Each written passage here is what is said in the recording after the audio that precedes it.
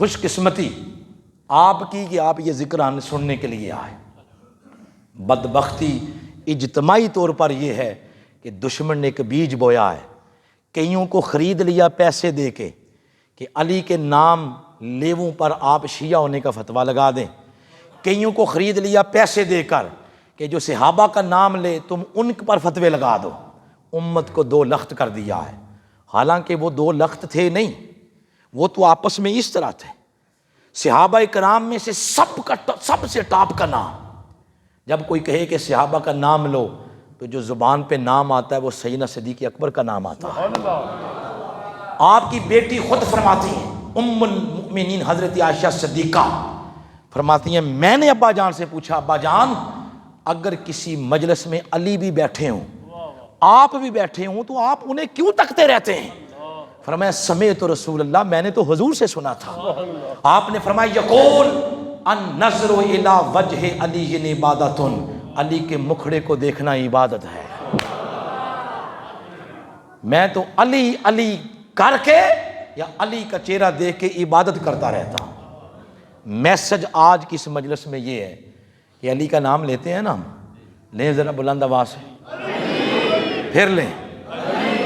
بندہ نام علی کا لے اور قرآن اس کو پورا سال زیارت کو بھی نہ ملے، نام علی کا ہو اور ہمارے گھروں میں قرآن نہ کھلے، دعوی محبت اس کا مطلب ہے پھر جھوٹا ہے۔ اور ان کا اپنا تعلق کیا تھا؟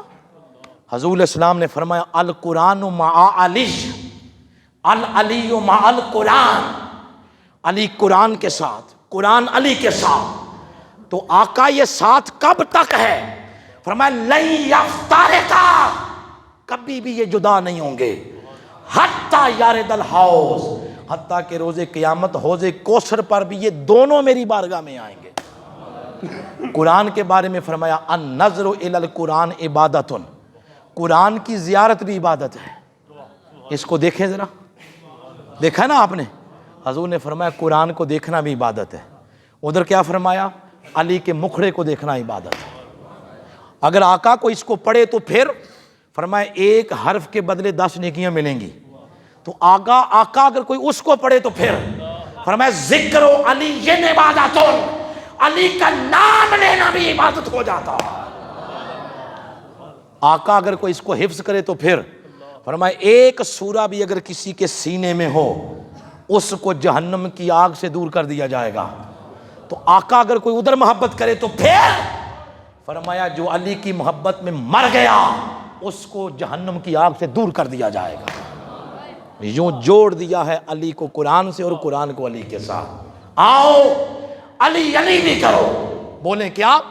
علی علی بھی کرو، اور ساری زندگی کبھی بھی اس قرآن سے تعلق نہیں توڑنا، اس کے ساتھ اتنا تعلق مضبوط کر لو کہ یہ قرآن ہماری معاشرتی زندگی کا حصہ بنے، ہماری سیاسی زندگی کا حصہ بنے، ہمارے بزنس کا حصہ بنے، ہماری جاب کا حصہ بنے۔